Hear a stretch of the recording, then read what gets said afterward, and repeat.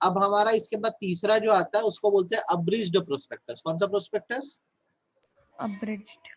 बेटा abridge prospectus का actual में मतलब होता है summary of the prospectus. Summary of the prospectus क्या होता है, जैसे कंपनी कई बार प्रोस्पेक्टस बनाती है तो बहुत डिटेल्ड में होता है, कई 2500 3000 पेज का होता है, and it is not possible कि एक जो पर्सन है वो पूरे के पूरे प्रोस्पेक्टस को पढ़ सके। तो क्या किया जाता है, जो शेयर एप्लीकेशन फॉर्म होता है, शेयर एप्लीकेशन फॉर्म क्या होता है, जिसमें आप शेयर्स के लिए क्या करने वाले हो, अप्लाई करने वाले हो, उसके साथ ना एक समरी स्टेटमेंट लगा दी जाती है जिसको अब्रिज्ड प्रोस्पेक्टस बोला जाता है, जिसमें ऊपर ऊपर से बताया जाता है बेसिकली कि कंपनी के क्या फीचर्स हैं और प्रोस्पेक्टस में क्या लिखा हुआ है। ठीक है, अब अगर कोई ये पढ़ लेगा ना अब्रिज प्रोस्पेक्टस तो उसको आइडिया हो जाएगा कि मेन प्रोस्पेक्टस में क्या है, और पूरे प्रोस्पेक्टस को पढ़ने की जरूरत भी नहीं पड़ेगी। इसे अब्रिज प्रोस्पेक्टस कहा जाता है। आप बताओ कितना क्लियर है अब्रिज प्रोस्पेक्टस? क्लियर है सर। क्या समझ आया बताओ? सर की एक समरी होती प्रोस्पेक्टस की, क्योंकि प्रोस्पेक्टस एक बड़ा डॉक्यूमेंट रहता है तो उसको एक समरी फॉर्म में करते हैं ताकि एक इंडिविजुअल उसको रीड कर सके और समझ सके कि क्या है इसके कंपनी में। साथ अटैच करके दिया जाता है हमेशा ही share application application form. Form.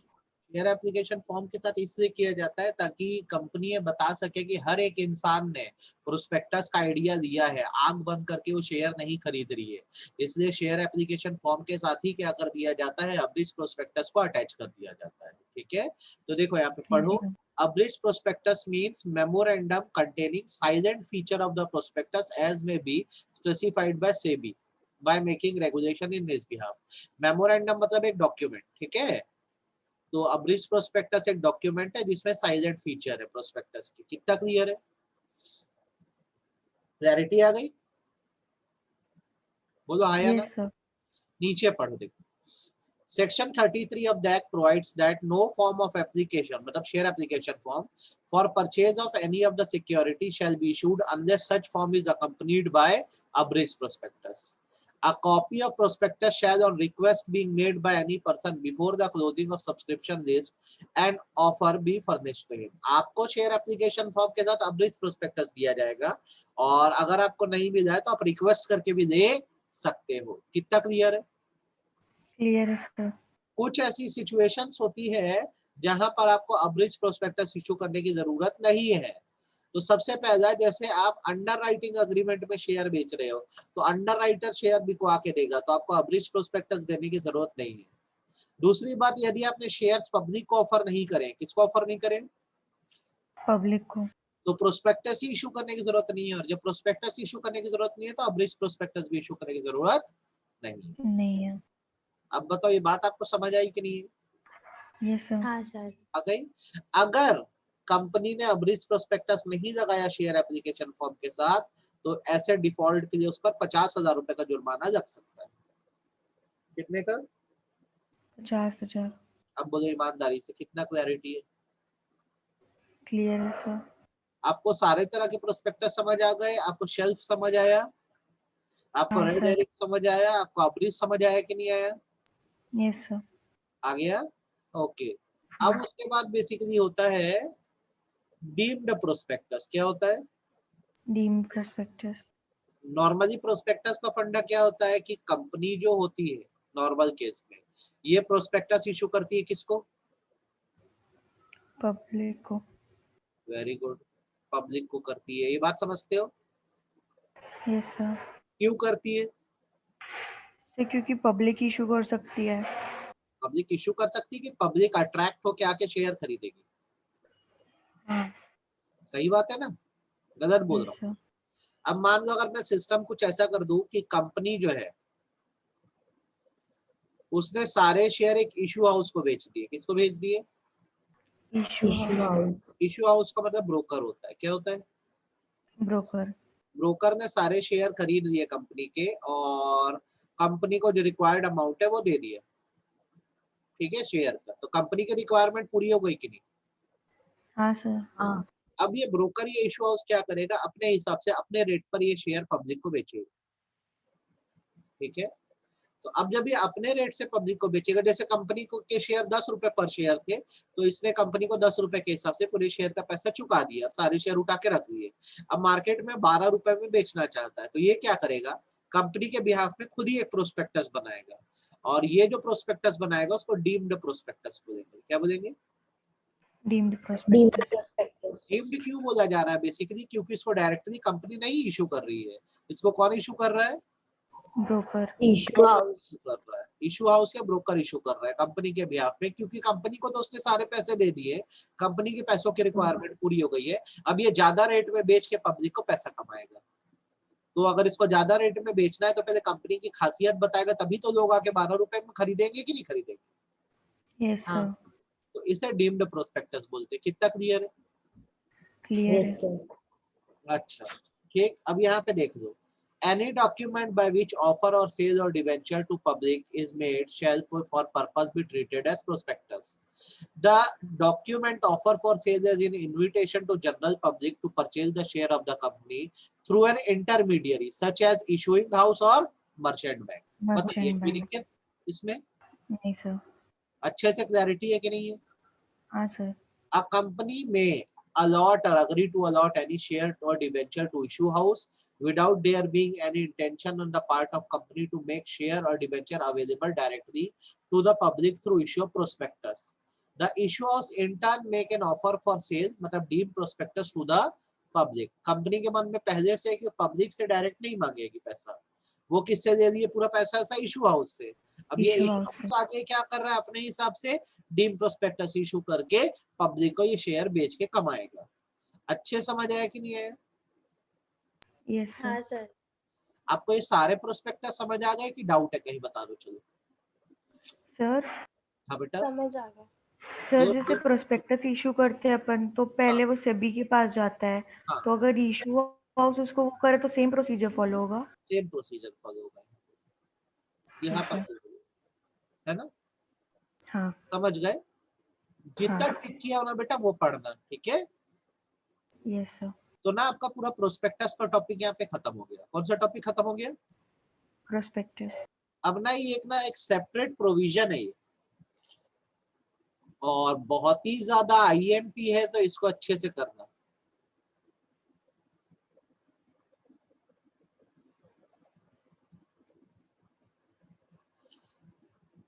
ठीक है? Yes sir. सवाल यहाँ पर क्या है कि कंपनी जो है, क्या है? कंपनी अपने शेयर बेचना चाहती है पब्लिक को। तो ये शेयर ओल्ड है कि न्यू है? कंपनी पब्लिक को शेयर बेचना चाहती है, पैसा लाना चाहती है, तो ये नए शेयर इशू हो रहे हैं कि पुराने शेयर है? पुराने शेयर मतलब शेयर होल्डर्स के हमारे शेयर हैं कि ये नए शेयर इशू हो रहे हैं? नए शेयर। Share. हम तो नॉर्मली मान के चलते हैं नए शेयर इशू हो रहे हैं। अब कंपनी के कुछ शेयर होल्डर्स हैं, वो ये कहते हैं कि हम तो वैसे भी शेयर ट्रांसफर करना चाहते थे, आप इन नए शेयर्स के साथ हमारे शेयर भी बिकवा दो पब्लिक को। तो ऐसा कर सकते हैं कि नहीं कर सकते, ये सवाल है। समझ आया? क्वेश्चन नहीं आया? कंपनी अभी शेयर Yes, बेचना sir, आ चाह गया। रही है, कुछ शेयर होल्डर है जैसे नंदनी है, अंकिता है, ये बोलते हैं कि कहाँ नए शेयर बेच रहे हो, हमारे ही शेयर जो है पब्लिक को बेच दो, हम कंपनी से निकलना चाहते हैं या अपनी शेयर होल्डिंग कम करना चाहते हैं। तो ये अलाउ किया जाएगा कि नहीं किया जाएगा? तो सेक्शन 28 कहता है कि कंपनी के कुछ मेंबर्स होते हैं जो बोर्ड की परमिशन से अपनी पूरी या होल्डिंग का एक पार्ट पब्लिक को ऑफर कर सकते हैं। ठीक है? जिस डॉक्यूमेंट के थ्रू ये अपने शेयर जो है ऑफर करेंगे वो प्रोस्पेक्टस ही माना जाएगा। क्या माना जाएगा? प्रोस्पेक्टस। आप बता दो, कहीं कोई दिक्कत इसको लेकर? नहीं सर। आपको समझ आया कि नहीं आया कंसेप्ट, ये बताओ कि मैं फिर रिपीट करूं। हाँ, कंपनी ने आ गया। आईपीओ लाया है, उसमें कुछ शेयर होल्डर बोल रहे हैं कि वो अपने शेयर्स जो है ऑफर करना चाहते हैं सेल के लिए, तो ये अलाउ किया जाए कि नहीं? तो बोर्ड से कंसल्टेशन करके जो शेयर होल्डर है अपने शेयर पब्लिक को ऑफर कर सकते हैं। ईमानदारी से बोलो, क्लियर है कि नहीं? Yes sir. The section says that member, whether individual or body corporate or both, whose shares are proposed to be offered to the public, shall collectively authorize the company whose shares were offered for sale to the public to take all action in respect of offers for sale for and their behalf, and they shall reimburse the company all expense incurred by it on this matter. Company का जो भी खर्चा आएगा वो कौन पूरा करके देगा? ये शेयर होल्डर करके देंगे, क्योंकि ये अपने मर्जी से क्या कर रहे हैं, अपने शेयर पब्लिक को बिकवा रहे हैं। ईमानदारी से बताओ, बात समझ आई कि सिर के ऊपर से गई? आ गई सर। एकदम अच्छे से आई। मैंने यहाँ पे IMP क्यों लिखा है आप समझ लो, ये क्वेश्चन आपको पूछेगा, ठीक है? क्वेश्चन का पैटर्न लिख के दे दूं क्या? हाँ हाँ सर। सर। देखो यहाँ पे एक क्वेश्चन लिख रहा हूँ, ऐसा क्वेश्चन एग्जाम में इसका आएगा।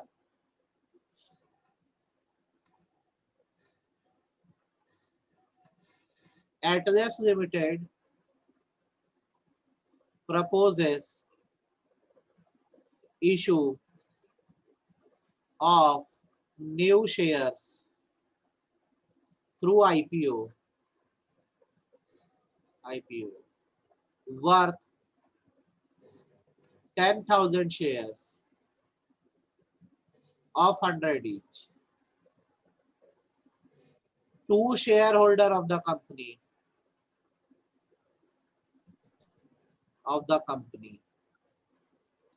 A and B holding 2,000 share in the company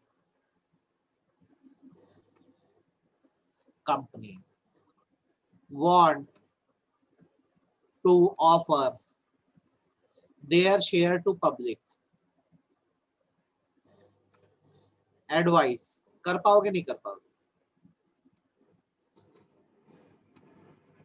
बोलो। Yes sir. बन जाएगा। तो बोर्ड से कंसल्टेशन लेके कंपनी को ऑथराइज कर सकते हैं कि हमारे शेयर बेच दो। हाउएवर जो इसका खर्चा अलग से बैठेगा ये इन्हीं शेयर होल्डर की भरपाई करके देना पड़ेगा। क्लैरिटी है एकदम अच्छे से, कंसेप्ट में कोई दिक्कत तो नहीं है? नहीं सर। आगे बेटा समझ में ना? तो हाँ एक सर। हिस्सा पूरा खत्म हो गया चैप्टर का, आपका खत्म हो गया प्रोस्पेक्टस या ऑफर का कंसेप्ट, ठीक है? अब आता है कि शेयर इशू कैसे कैसे करते हैं। तो शेयर इशू करने के बहुत सारे तरीके हैं। आप बचपन में पढ़े हो, प्रीमियम सुने हो कभी? हाँ सर। आपने डिस्काउंट सुना है? Yes sir. आपने कभी स्वेट इक्विटी सुना है? हाँ नहीं सुना है। सर सुने हैं। डिफरेंशियल वोटिंग राइट सुना है? हाँ नहीं। सर। चलो आपको एक एक तरीका सिखाया जाए। जैसे आप शेयर इशू कर रहे हो, इशू मतलब पब्लिक को ऑफर कर रहे हो कि आके वो शेयर्स के लिए अप्लाई करे, तो किस किस तरह से शेयर इशू किए जा सकते हैं। तो एक तरीका होता है एट प्रीमियम। प्रीमियम का मतलब होता है शेयर की जो भी फेस वैल्यू होती है उसके ओवर एंड अबव वैल्यू पे शेयर बेचना बेसिकली एट प्रीमियम किया जाता है। फॉर एग्जांपल फेस वैल्यू 10 रुपए है, ठीक है? आप शेयर बेच रहे हो 100 रुपए में, तो यहाँ पे जो एडिशनल 90 रुपए दिया जा रहा है ये क्या है? प्रीमियम। ये प्रीमियम का है। तो सवाल ये उठता है क्या ये आपका प्रॉफिट है? नहीं। तो क्या है ये? गुडविल। पहले तो आप ले क्यों रहे हो, सवाल ये है ना।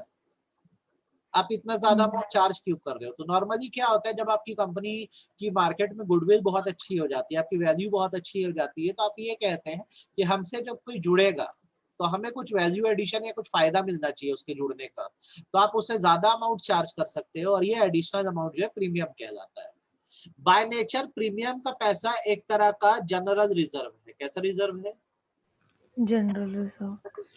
जनरल रिजर्व है, और इसे इस पूरे पैसे को एक अकाउंट में ट्रांसफर किया जाता है जिसे सिक्योरिटीज प्रीमियम अकाउंट बोलते हैं। क्या बोलते हैं? Security premium account. ठीक है। आप इसको प्रॉफिट ट्रीट नहीं कर सकते, आप इसे एज अ डिविडेंड डिस्ट्रीब्यूट नहीं कर सकते। जब आप प्रीमियम पे शेयर इशू करते हो, जैसे 100 रुपए के हिसाब से आपने शेयर इशू किया, तो 10 रुपए जाके कैपिटल में ऐड होगा, और जो 90 रुपए प्रीमियम का है ये पूरा पूरा ट्रांसफर होगा कौन से अकाउंट में? Security premium account. तो जो सिक्योरिटी प्रीमियम अकाउंट में पैसा जमा होता है बेटा, ये बात आप ध्यान रखना, ये कुछ स्पेसिफाइड पर्पसेस के लिए ही इस्तेमाल होता है। किसके लिए इस्तेमाल होता है? Specified purpose. चलो पहले बताओ, इतना प्रीमियम समझ आएगा नहीं शांत मन से कि मैं आपको चकरा दिया? पहले तो ये बताओ। आ गया सर।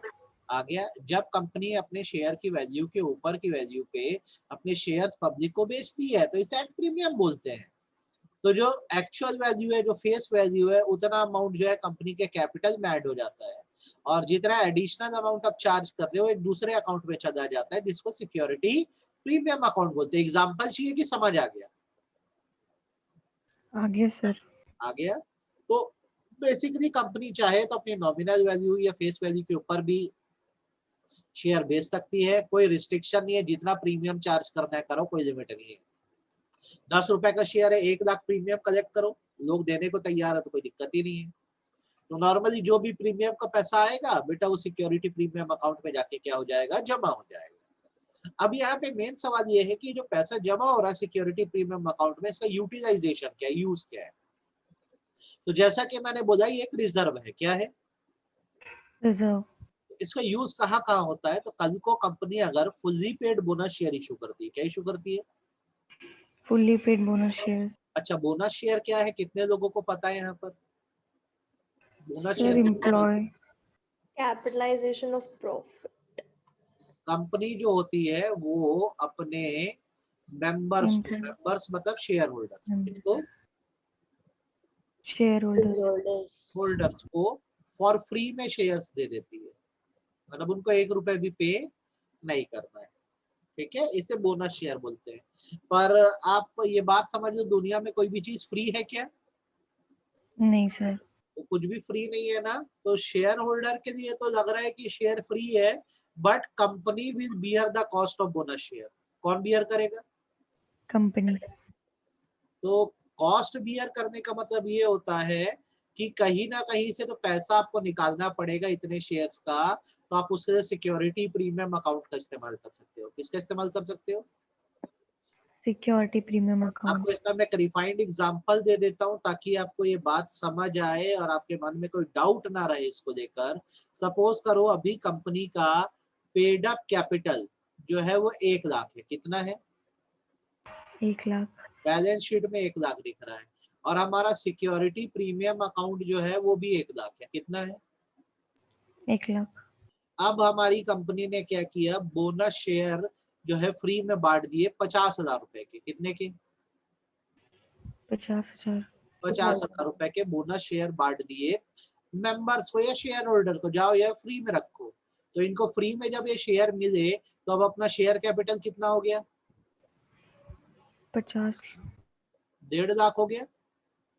हाँ सर। पहले से 1 लाख था, अब कितना हो गया? 50,000। 1.5 लाख। पहले 1 लाख था, 50,000 और आ गए तो कितना हो गया अपना capital, total capital? 1.5 lakh. 1.5 lakh हो गया। अब भाई शेयर होल्डर के लिए तो फ्री था, पर कंपनी ने इसकी कॉस्ट बियर करी। बोला कि हमने शेयर होल्डर के बदले यहाँ पर पेमेंट कर दी है और ये हमने सिक्योरिटी प्रीमियम अकाउंट से किया है। तो सिक्योरिटी प्रीमियम अकाउंट से 50,000 रुपए कट जाएगा। कहाँ से कट जाएगा? सिक्योरिटी प्रीमियम अकाउंट से। और वो कहाँ शो होना शुरू हो जाएगा? शेयर कैपिटल में शो होना शुरू। Share capital. तो अभी भी उतना ही हुआ ना, 2 लाख ही तो हुआ। पहले भी पेड अप कैपिटल 1 लाख था, सिक्योरिटी प्रीमियम 1 लाख था, तो बैलेंस शीट में एसेट सॉरी लायबिलिटी का टोटल कितना आ रहा था? 2 लाख। अभी भी क्या हुआ है, बोनस शेयर जितना इशू करे उतना पैसा कहाँ से कट गया? Security security premium premium account. से कट गया। तो अभी भी बैलेंस शीट में टोटल कितना आ रहा है लायबिलिटी का? 2 लाख। 2 लाख। कितना समझ आया ये बताओ? क्लियर है सर। अच्छे से? कोई डाउट, नहीं। कोई समस्या? तो याद रखना, जब भी बोनस शेयर हम इशू करते हैं तो उसकी जो कॉस्ट बैठती है उसको आप सिक्योरिटी प्रीमियम अकाउंट से पे कर सकते हो। क्लैरिटी आ गई ना बेटा? सर। जल्दी जब कंपनी बनती है तो बनाने में प्रीलिमिनरी एक्सपेंस आते हैं जो रजिस्ट्रेशन एक्सपेंस भी कहे जाते हैं। तो उसमें भी जो अमाउंट है उसको आप कहाँ से पे कर सकते हो? सिक्योरिटी प्रीमियम अकाउंट से पे कर सकते हो। समझ आया कि एग्जांपल देना पड़ेगा? आ गया सर। तीसरा, मान लो कंपनी ने शेयर या डिवेंचर इशू करे हैं, तो इस पर अगर ब्रोकर के थ्रू इशू करे होगे तो कमीशन बन रहा होगा। क्या बन रहा होगा? कमीशन। तो ये कमीशन जो है कहाँ से पे करोगे? सिक्योरिटी प्रीमियम अकाउंट से पे करना। कहाँ से पे करना? Security premium account. वैसे ही कंपनी कल को अगर प्रेफरेंस शेयर रिडीम कर रही होगी, मतलब उसका पैसा रिफंड कर रही होगी या डिबेंचर का पैसा रिडीम कर रही होगी, तो अगर आपके सिक्योरिटी प्रीमियम अकाउंट में पैसा जमा है, आप वहां से इसको पे आउट कर सकते हो कि कंपनी से पैसे का आउटफ्लो होना है तो कहीं से तो हो गई। तो आप अगर आपके सिक्योरिटी प्रीमियम अकाउंट में पैसा है तो डिबेंचर या प्रेफरेंस शेयर को रिडीम करने के लिए वहां से अमाउंट का इस्तेमाल कर सकते हो। बोलो कोई दिक्कत? नहीं सर। वैसे ही जब कंपनी अपने शेयर्स खुद खरीदेगी, खुद खरीदने का मतलब होता है बाय बैक करेगी। क्या करेगी? Buy back of share. Buy back का मतलब होता है कंपनी अपने शेयर रीपरचेज कर रही है। तो जब रीपरचेज कर रही है तो मनी का आउटफ्लो होगा, शेयर होल्डर्स को पेमेंट करनी पड़ेगी। तो पेमेंट कहाँ से हो सकती है?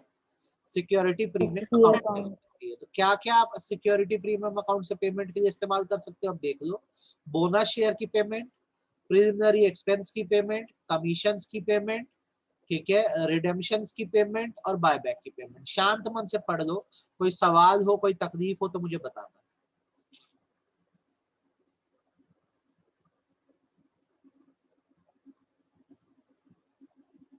कोई सवाल या तकलीफ हो तो मुझे बताना। सर ये बात नहीं समझ आई, बाकी तो पूरा आ गया हमको समझ। और जब तक समझ ना आए आगे नहीं बढ़ेंगे। आप बताओ। आ गया सर।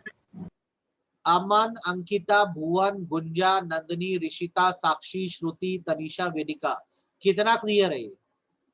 आ गई सर। बाकी क्लियर है Yes, सर। sir. अच्छे से पूरा प्रीमियम समझ आ गया आपको? हाँ सर। Yes, sir. अच्छा, अब उसके बाद आता है हमारा डिस्काउंट। क्या आता है?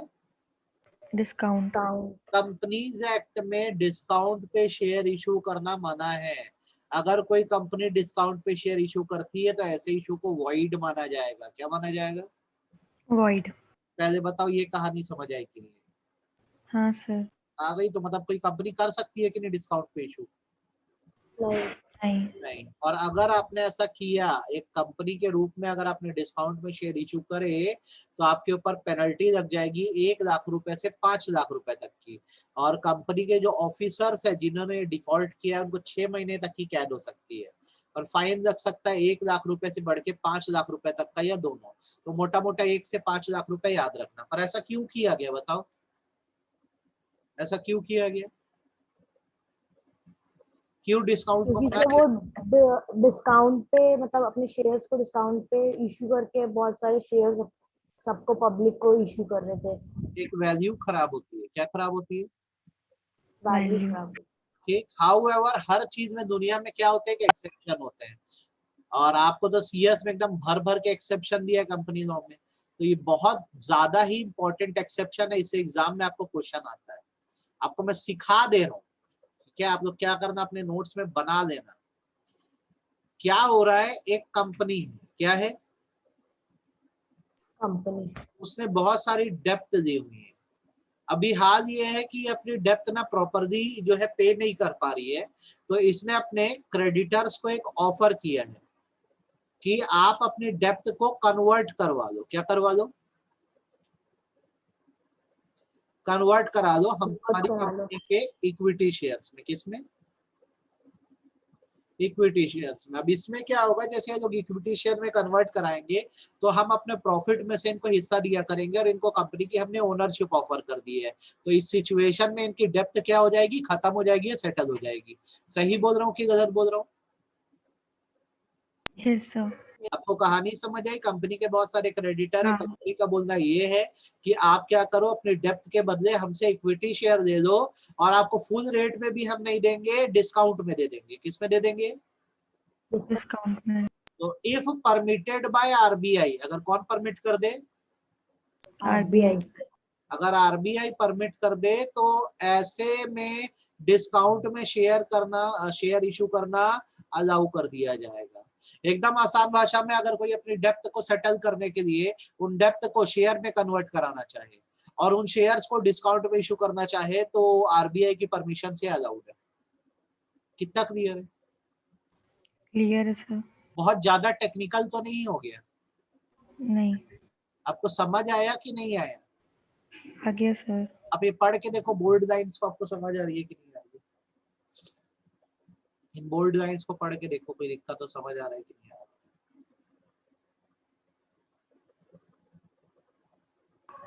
आ गया सर। आ गया बेटा। एक एक लाइन आपको एकदम थरो होनी चाहिए। अभी तक जितना पढ़ाया शेयर कैपिटल क्लियर हो गया है? Yes sir. अच्छा, उसके बाद अब आता है स्वेट इक्विटी शेयर। क्या आता है? Sweat equity shares. स्वेट का मतलब खून पसीना होता है, इक्विटी मतलब ओनरशिप होती है। तो स्वेट इक्विटी शेयर मतलब होता है basically equity shares offer to employees. किसको ऑफर किए जा रहे हैं? एम्प्लॉइज एम्प्लॉइज को। Employees at a discounted rate. कौन सा rate? Discounted rate. Discounted rate मतलब कम वैल्यू पे, और कंसिडरेशन अदर देन कैश।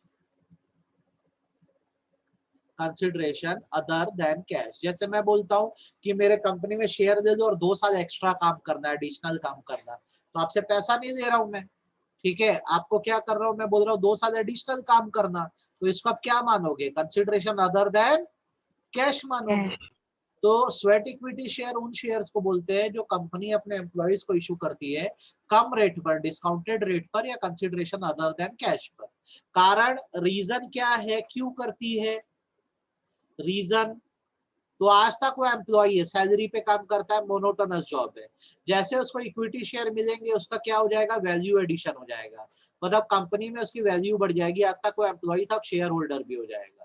दूसरा, उसका टेक्निकल नो हाउ बढ़ेगा, मतलब वो मीटिंग्स में आके बैठ सकेगा और ये समझ सकेगा कि कंपनी का मैनेजमेंट कैसे काम करता है। तो कभी भी जब हमें अपने एम्प्लॉयज को टेक्निकल नो हाउ प्रोवाइड करना होता है या उनका वैल्यू एडिशन करना होता है, वैल्यू एडिशन मतलब उनकी इज्जत बढ़ाना होता है, वैल्यू बढ़ाना होता है, तो हम उनको क्या करते हैं? Basically sweat equity share issue करते हैं। ईमानदारी से बताओ, समझ आया कि नहीं आया? आगे यस सर। मन और जीवन में कोई तकलीफ तो नहीं? नहीं।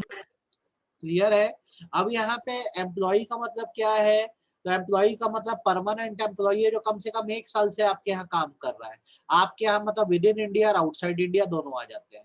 जैसे मैं अपने एम्प्लॉय को इंग्लैंड भेजा हूँ, तो वहां पे भी तो मेरे लिए ही काम कर रहा है ना, तो भी स्वेट इक्विटी के लिए एलिजिबल है अगर उसने मेरे यहाँ कितने समय तक काम किया है? 1 साल तक। 1 साल में काम किया है। दूसरा, जो कंपनी के डायरेक्टर है उनको भी एम्प्लॉय ही ट्रीट किया जाता है, चाहे वो होल टाइम हो या ना हो, उनको भी स्वेट इक्विटी शेयर दिए जा सकते हैं। तीसरा, हमारी जो सब्सिडरी कंपनी के एम्प्लॉइज हैं या हमारी जो सब्सिडरी कंपनी के डायरेक्टर है, चाहे वो इंडिया में हो या इंडिया के बाहर हो, उनको भी स्वेट इक्विटी शेयर इशू किया जा सकता है। कितना क्लैरिटी है? क्लियर है सर। कौन कौन होता है एम्प्लॉय बताओ? अभी तो क्लियर है, बाद में सब ध्यान रहेगा बेटा, बहुत सारे पॉइंट्स बता रहा हूँ आपको मैं। हाँ सर। भाई, एक एम्प्लॉय जो कितने समय से काम कर रहा है हमारे यहाँ, 1 साल से एटलीस्ट 1 साल इंडिया से। में या इंडिया के बाहर, डायरेक्टर भी सारे आ जाते हैं। और हमारी होल्डिंग या सब्सिडरी कंपनी के जो एम्प्लॉय या डायरेक्टर है उनको भी गिन लिया जाता है, ठीक है? अच्छा, अब यस बात करते हैं अगला टर्म, वैल्यू एडिशन। 3 मार्क्स में से शॉर्ट नोट पूछ सकता है तो वैल्यू एडिशन मतलब क्या होता है? तो वैल्यू एडिशन का मतलब बेसिकली होता है कि जब आपको अपनी पोजीशन से इकोनॉमिक बेनिफिट मिलने लग जाए। क्या मिलने लग जाए? Economic benefit. या ऐसे राइट्स मिलने लग जाएं जो पहले कभी नहीं मिला करते थे, तो आपका ये वैल्यू एडिशन कहलाता है। जब भी स्वेट इक्विटी शेयर इशू होते हैं तो कहीं ना कहीं वैल्यू एडिशन होता है, ठीक है? आज तक आप सिर्फ एम्प्लॉय थे, सैलरी पाते थे, क्या वैल्यू एडिशन हुआ? आपको शेयर मिले तो आप शेयर होल्डर बन गए हो। अब सैलरी के साथ साथ आपको डिविडेंड भी मिलेगा कि नहीं मिलेगा? Yes sir. आपको कितनी क्लैरिटी है? क्लियर है। आप ना इतना पढ़ के कम से कम मेरे को खत्म करके दो आज, ठीक है? बहुत सारी चीज बता हाँ दी है, सर। ये करके देना मेरे को, ठीक है? एकदम अच्छे से पढ़ देना, हाफ एन आवर से ज्यादा नहीं लगेगा पढ़ने में। इसको आप पढ़ देना बेटा, मेरे को बताना सर ये हमको आ गया है, तो कल सारे इश्यूज खत्म कर देंगे, ठीक है? Yes sir. ये कर दो, काफी आपको। ठीक है सर। बाय।